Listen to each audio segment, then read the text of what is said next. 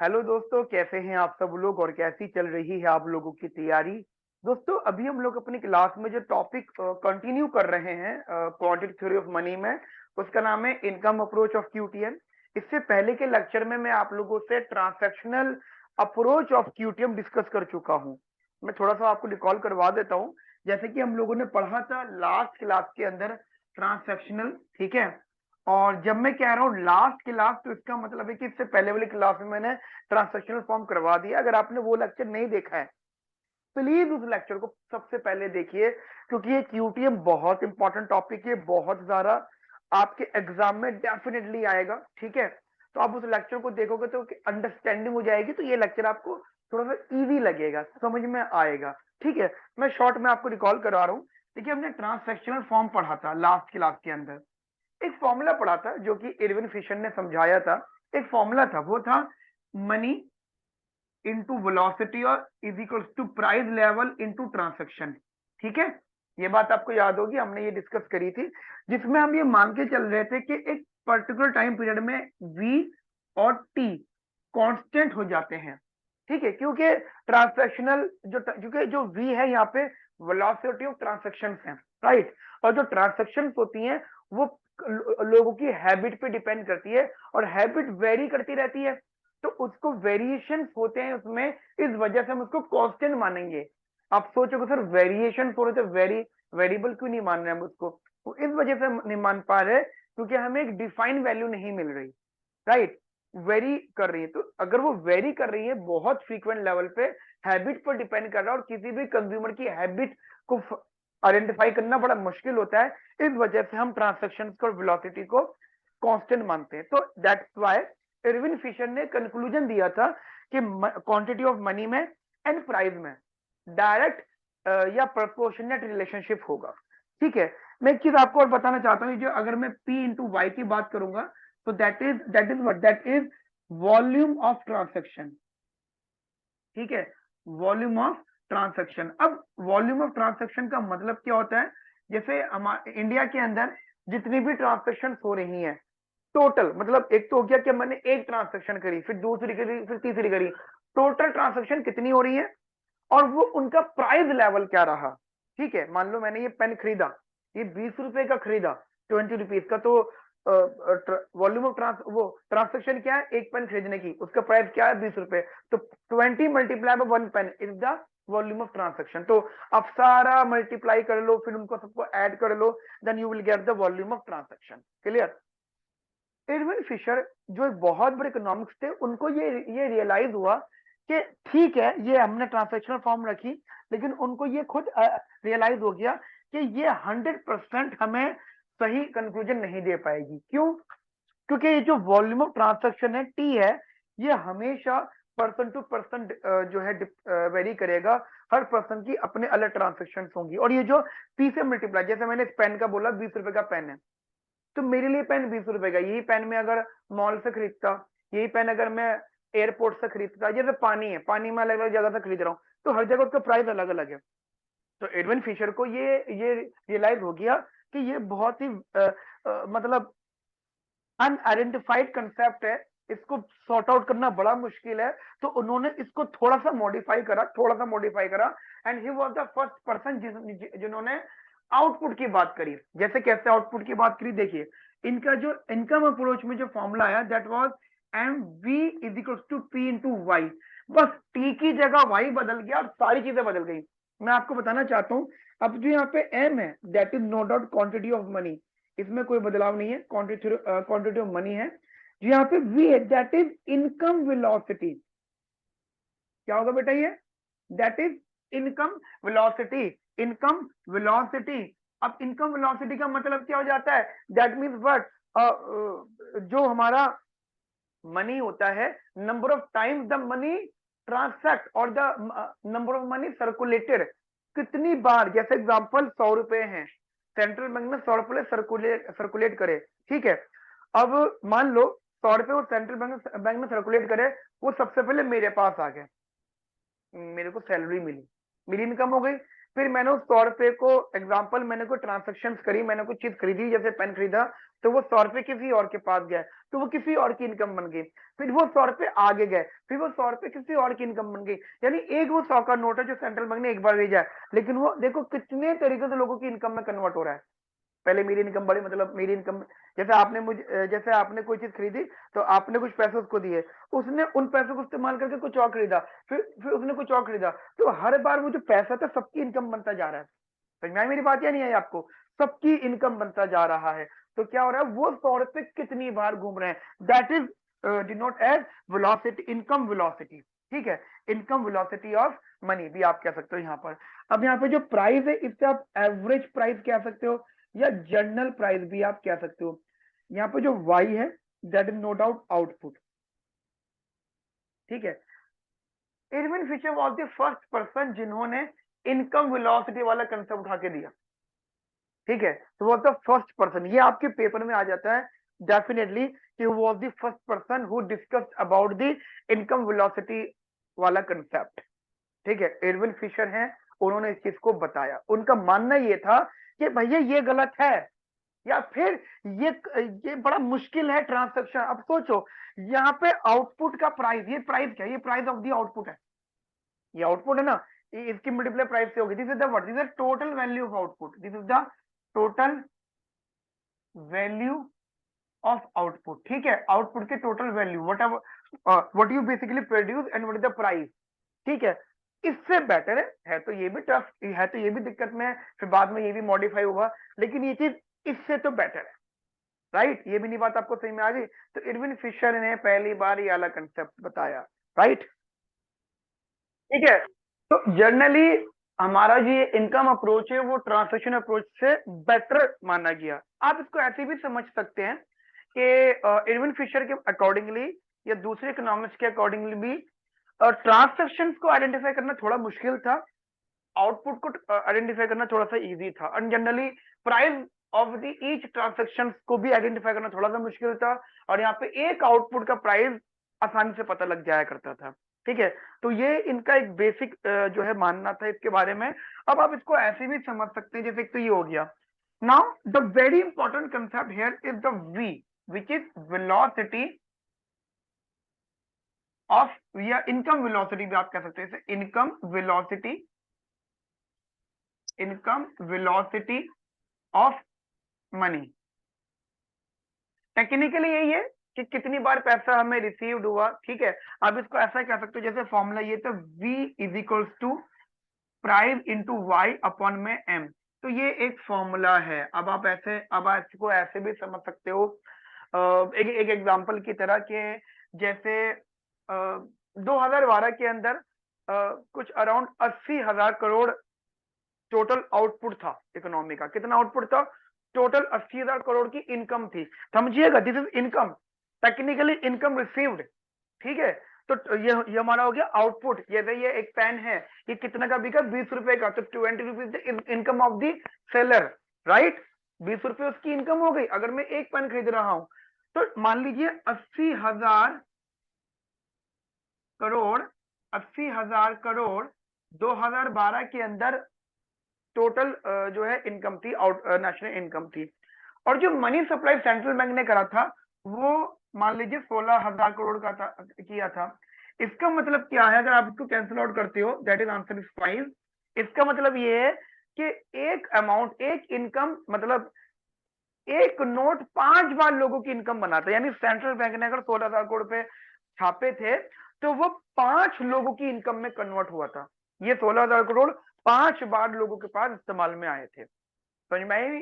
ये मेरी बात आप लोगों को बहुत अच्छे से ध्यान रखना। ये जो मेथड है काफी इंपॉर्टेंट मेथड था। ये जैसे एक फॉर्मूला ये हो गया, अगर आप यहाँ से अगर आप यहाँ से बोलना चाहें इस स्टेटमेंट को, M V equals to P Y, तो हम ऐसे P is equals to M V upon में वाई भी कह सकते हो। मैं आप लोगों को बताना चाहता हूँ इरविन फिशर ने इस मेथड को क्यों बहुत अच्छा बोला था, क्योंकि यही जो इक्वेशन होती है आपकी एग्रीगेट डिमांड की इक्वेशन होती है, फिशर्स इक्वेशन ऑफ एक्सचेंज। ठीक है, एग्रीगेट डिमांड की इक्वेशन होती है, तो इस वजह से भी इन्होंने इसको बेटर कहा था। अब समझो सीखने वाली बात क्या है, 3-4 बातें सीखने वाली है यहाँ पे। ट्रांसैक्शन का फॉर्मूला और इनकम अप्रोच का फॉर्मूला, ये बातें हो गई। यहाँ पे इनके मीनिंग क्या है, यहाँ पे इसके मतलब क्या है, and after that velocity, income velocity का मतलब क्या होता है, यानी जो सेंट्रल बैंक पैसा छाप रहा है वो कितने लोगों की इनकम बन रहा है, राइट। तो ये एक टॉपिक है, ठीक है। तो आप प्लीज इसको अच्छे से नोट करिएगा, और इसके जो नोट्स हैं वैसे तो आप इसको नोट करिएगा, और इस सारे टॉपिक के जो नोट्स हैं वो हमारी जो वेबसाइट है semicon-classes.com, जो कि अंडर कंस्ट्रक्शन है अभी, ठीक है। वो जैसे ही वो पूरी हो जाती है मैं उसका लिंक डिस्क्रिप्शन में, कमेंट सेक्शंस में जरूर अपलोड कर दूंगा। आप वहां पे जाके मैक्रो के अपने टॉपिक्स वाइज नोट्स को जरूर ले सकते हैं। गाइस बहुत अच्छे से मैं कोशिश कर रहा हूँ आप लोगों को पढ़ाने की, ठीक है। और आप भी अच्छे से पढ़िए, बढ़िया बढ़िया से स्टडी करिएगा, नोट्स बनाइएगा। तो जल्दी से इसको छाप लीजिए कॉपी में, मैं हट जाता हूँ आपके सामने से। तो आपने इसको नोट कर लिया होगा बेटा, अब मैं इसको रफ कर देता हूँ, ठीक है। अब जो अगली थ्योरी हम लोग यहाँ पे कर रहे हैं दैट इज कैम्ब्रिज थ्योरी। जैसे कि आपको पता है कि हमारी क्वांटिटी थ्योरी ऑफ मनी को मेनली दो थ्योरीज में हमने कन्वर्ट करा था डिस्कशंस में। एक हमारा था फिशर इक्वेशन ऑफ एक्सचेंज, दूसरा था कैम्ब्रिज इक्वेशन ऑफ एक्सचेंज। अच्छा, उसमें ना मिल्टन फ्रीडमैन का भी एक अलग कंसेप्ट है जिसको हम मॉडर्न क्यूटीएम के नाम से जानते हैं, ठीक है। उसके बारे में भी हम लोग आगे डिस्कस करेंगे, लेकिन जो अभी मैं टॉपिक आपसे कंटिन्यू कर रहा हूं दैट इज लिखेगा हेडिंग बेटा कैम्ब्रिज थ्योरी, ठीक है, कैम्ब्रिज थ्योरी। तो ये जो हमारी कैम्ब्रिज थ्योरी थी वो जनरली किसकी थ्योरी थी, अगर हम समझें तो दो बहुत बड़े इकोनॉमिक्स के नाम आ रहे हैं यहाँ पर। पहला नाम है मार्शल, मार्शल के बारे में आपने काफी कुछ सुना होगा, ठीक है। एंड दूसरा नाम है पीग्यू। तो दोस्तों कैम्ब्रिज थ्योरी पहली बात तो फिशर थ्योरी से काफी अलग थी, थी वो भी क्वांटिटी थ्योरी ऑफ मनी पर। कैम्ब्रिज थ्योरी भी बेसिकली क्यूटीएम्स के लिए ही है, लेकिन ये फिशर इक्वेशन से काफी ज्यादा अलग थी। एक बार मैं आपको दोबारा से फिशर इक्वेशन लिख के बताता हूँ, क्योंकि आप दोनों को कंपेयर कर पाओगे साथ साथ के दोनों में फर्क क्या था। देखिए, अगर हम फिशर इक्वेशन की बात करें तो फिशर ने दो बातें बोली थी। एक हमारी इक्वेशन थी M V is equal to P T के, और एक इक्वेशन थी M V is equal to P Y के। यहाँ पे इसे ट्रांसैक्शनल फॉर्म बोला गया था और इसे इनकम फॉर्मेशन बोला गया था, राइट। अब समझना, वैसे तो इसके बारे में आपको डिटेल बता चुका हूँ, लेकिन एक फिर भी एक इंटरेस्टिंग फैक्ट बताना चाहता हूँ कि फिशर की जो इक्वेशन थी वो मनी सप्लाई पर या क्वांटिटी ऑफ मनी पर डिपेंड थी। मतलब they always talked about the money supply by the central bank, तभी तो वो कहते थे कि सेंट्रल बैंक कितना पैसा सप्लाई करेगा उसके हिसाब से प्राइस वेरी करेगा। और Irwin was the first person, इस बात को कोई डिनाई नहीं करने वाला कि Irwin was the first person who introduce the concept of the relationship between money supply and the price level, right. And इनकी कुछ थ्योरीज थी कि ये टी कांस्टेंट होगा, वी कांस्टेंट होगा, वाई कांस्टेंट होगा एंड सो ऑन। टेक्निकली इनकी complete theory थी हमारी मनी सप्लाई से रिलेटेड, एंड आफ्टर दैट हम यहाँ पे प्राइस इसको भी डिटरमाइन करते थे। अच्छा, अब यहाँ पे जो प्राइस है, प्राइस क्या है, ये प्राइस है कमोडिटीज का, गुड्स का प्राइस। अब कैम्ब्रिज थ्योरी इससे कैसे डिफरेंट थी ये बात समझो आप लोग। देखो, कैम्ब्रिज थ्योरी में मार्शल और पीगू ने ये बताया कि जिस प्रकार हम लोग कमोडिटीज के प्राइस को डिटरमाइन करते हैं, जैसे ये पेन है, इसके प्राइस को डिटरमाइन कर रहे हैं, कैसे निकाल रहे हैं, डिमांड एंड सप्लाई, है ना। तो जो प्राइस होता है वो कमोडिटी की वैल्यू होती है। मान लो ये पेन है, इसकी प्राइस 20 रुपए का है, तो 20 रुपए की इसकी वैल्यू है। उसी प्रकार हमें मनी की भी वैल्यू को जो है बात करनी पड़ेगी, हमें मनी की भी वैल्यू डिस्कस करनी पड़ेगी। मनी की वैल्यू क्या होती है जो आगे चलकर इंटरेस्ट रेट में कन्वर्ट हो जाता है, क्योंकि जनरली आपको पता है कि जो मनी की वैल्यू होती है वो इंटरेस्ट रेट होता है, बट वो कंसेप्ट केन्स थ्योरी के बाद में आना स्टार्ट हुआ। अभी के लिए हम लोग क्या मान के चल रहे हैं, मनी की वैल्यू आइडेंटिफाई करनी है। जैसे इस पेन की वैल्यू को आइडेंटिफाई करने के लिए मुझे इसकी डिमांड और सप्लाई की जरूरत पड़ी, ऐसी मनी की वैल्यू को डिटरमाइन करने के लिए मुझे मनी डिमांड और मनी सप्लाई की जरूरत पड़ेगी। अब यहाँ पे कैम्ब्रिज थ्योरी एक बात लेकर आए, उन्होंने बोला कि हमारी इकोनॉमी में जितने भी लोग होते हैं वो अपनी नेशनल इनकम का या वो अपनी इनकम का कुछ पोर्शन कुछ पार्ट अपने पास होल्ड करके रखते हैं फॉर दी ट्रांसैक्शन पर्पस। और वो किस फॉर्म में रखते हैं, कैश फॉर्म में। अब समझना, मान लो मैंने 100 रुपए कमाए, तो 100 रुपए में से मैं कुछ पैसे पॉकेट में रखूंगा फॉर दी ट्रांसैक्शन पर्पस। तो एक तो उन्होंने ये बोला, कैम्ब्रिज थ्योरी जो सबसे ज्यादा इंपॉर्टेंट है वो हमारे इस कंसेप्ट से इंपॉर्टेंट है, that is cash balance approach. ये बहुत इंपॉर्टेंट है क्योंकि इन्होंने ये जरूर बताया कि हर कोई इंसान अपने पास कुछ कैश रखेगा। इट मींस व्हाट, वो कुछ कैश की डिमांड करेगा, कैश इन हैंड। जैसे जैसे आज की डेट की अगर मैं बात करूं करंटली, तो वो कहते हैं ना कि जैसे आज की डेट में जो कैशलेस इकोनॉमी है, लेकिन आपको पता होगा 100% कैशलेस नहीं है। आप बिल्कुल ही खाली पॉकेट के मतलब खाली पॉकेट रखकर सिर्फ पेटीएम या यूपीआई के भरोसे कहीं शॉपिंग पे नहीं जा सकते। एम आई राइट और रॉन्ग? गलत तो नहीं कह रहा?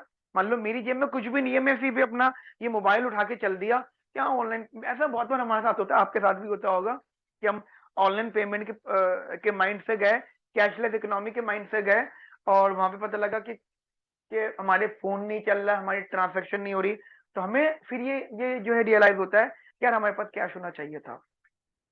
मैं बात कर रहा हूँ बहुत पुरानी, तो उस टाइम तो कैश की जरूरत बहुत थी, उस टाइम तो पैसे की जरूरत बहुत थी। तो ध्यान रखना, कैम्ब्रिज थ्योरी में ये अप्रोच काफी ज्यादा लाइमलाइट में आई, कैश बैलेंस अप्रोच। पेपर में ये अलग से भी आ जाता है, what do mean by cash balance approach? It means what, people need to hold some cash for the transaction purpose and the cash is the sum part of their national income. इस बात को लिख देता हूं, that is people hold some part of their national income, generally लोगों की बात कर रहा हूं तो national income, for the transaction purpose, transaction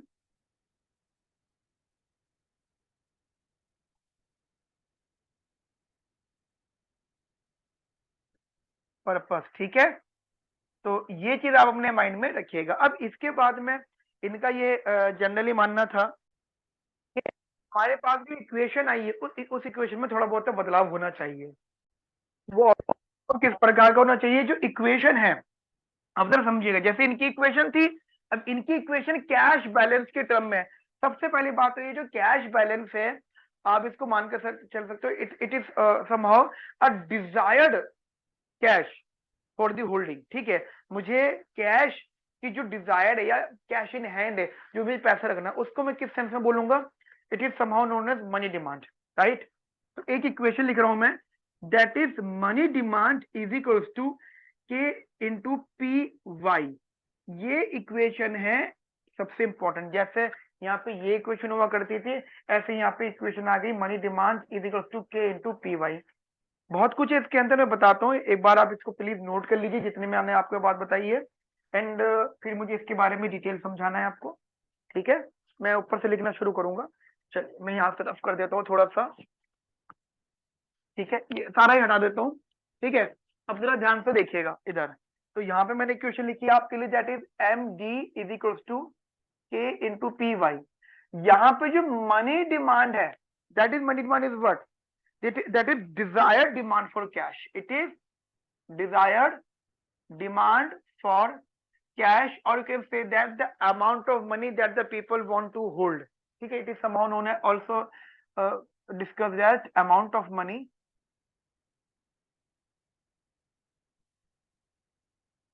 that the people wants to hold।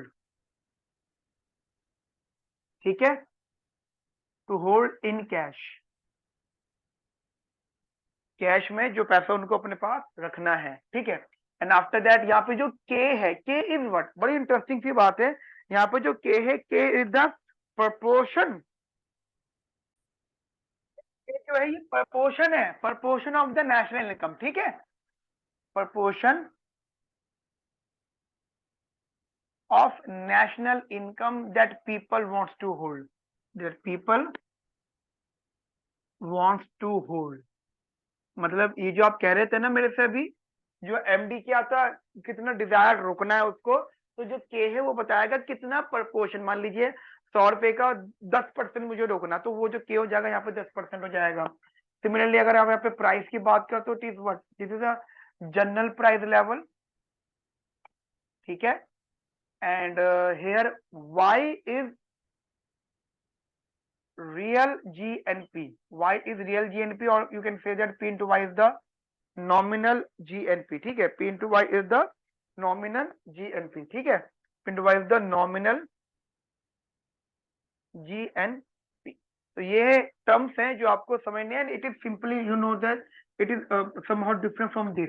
तो ये इन सब से डिफरेंट है, इन सब चीजों से डिफरेंट है, ठीक है। अब आगे बात करते हैं। देखो अभी तक बात हो रही है मनी डिमांड की, और आपको पता है कि इसमें इकोनॉमी में एक वो भी लोग होते हैं जो मनी सप्लाई करते हैं।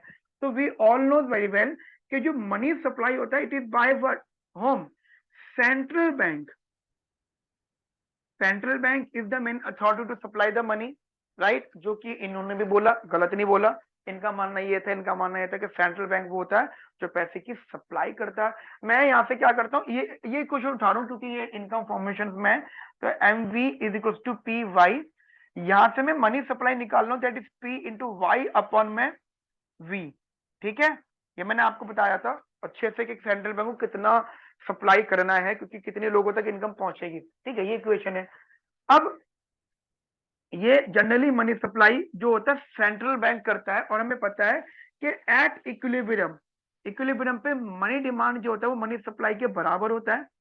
यहाँ पे मनी डिमांड को मैंने लिखा है यहाँ पे के, आप इसको इस प्रकार से भी लिख सकते हो, जैसे कि मनी डिमांड किसके बराबर था, वो इसके बराबर था, के इंटू पी वाई।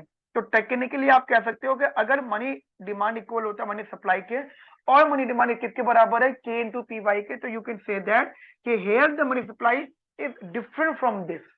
इससे डिफरेंट हो गया, वो हो गया के इंटू पी वाई। अब आप थोड़ा सा चीजों को कंपेयर करोगे, मान लीजिए ये इक्वेशन नंबर 1 है, ये इक्वेशन नंबर 2 है, देन यू कंक्लूड दैट यहाँ पे जो फर्क है के, if you replace them then you conclude that we have के, दैट इज दिस।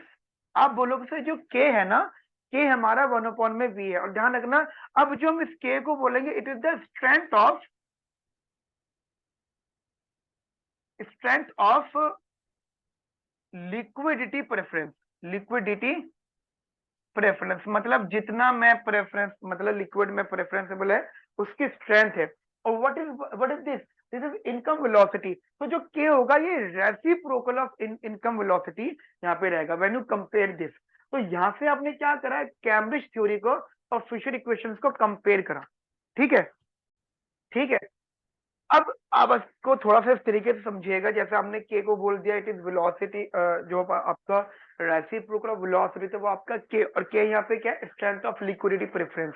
स्ट्रेंथ क्यों कह रहा हूँ, क्योंकि प्रोपोर्शन है, ठीक है। तो वो प्रोपोर्शन जो हो गया, मान लीजिए मेरे पास 100 रुपए है, तो 100 रुपए का मैं कितना प्रोपोर्शन कैश में रख रहा हूँ, तो it is somehow also known as the strength.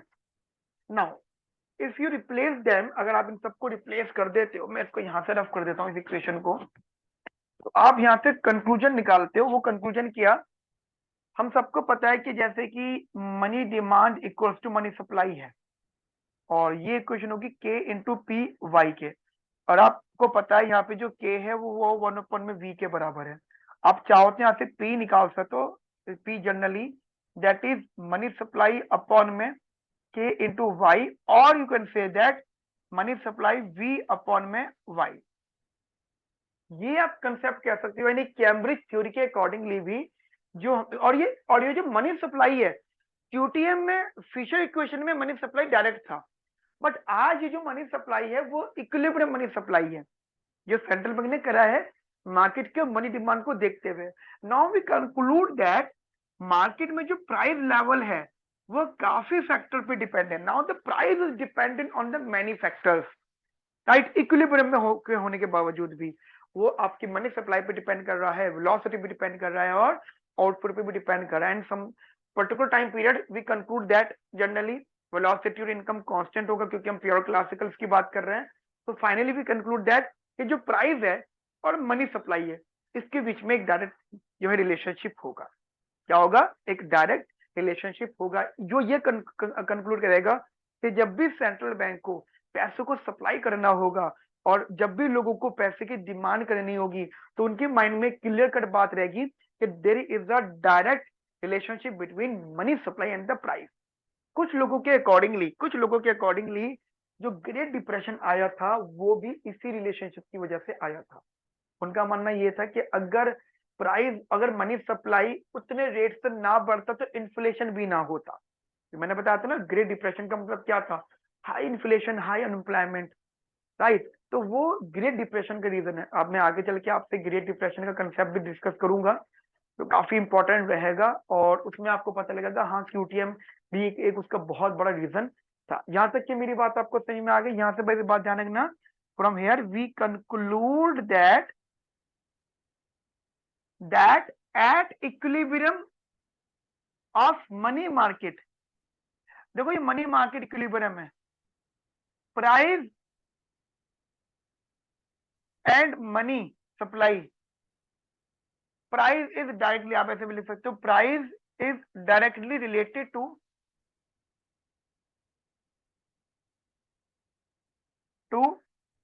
Money supply. समझ में आई है मेरी बात आपको बहुत अच्छे से, एंड एट इक्विलिब्रियम। तो ये कंसेप्ट था हमारा कैम्ब्रिज थ्योरी का, जो मैंने अभी भी आप लोगों के साथ में डिस्कस किया। एक बार इसको अच्छे से नोट कर लीजिए, आप कॉपी में छाप लीजिए जितनी बातें मैंने आपको बताई, और इसके डिटेल नोट्स हमारी वेबसाइट पे अपलोड हो जाएंगे, ठीक है। अब इसको प्लीज जल्दी से नोट कर लीजिए। ठीक है बेटा, यहाँ तक मेरी बात आपको समझ में आ गई, तो आज के लिए हम लोग इतना रखते हैं। मिलते हैं नेक्स्ट सेशन में और आगे के टॉपिक्स के लिए। तब तक के लिए अपना ध्यान रखिए, बहुत बढ़िया अच्छे से तरीके से पढ़िएगा, ठीक है।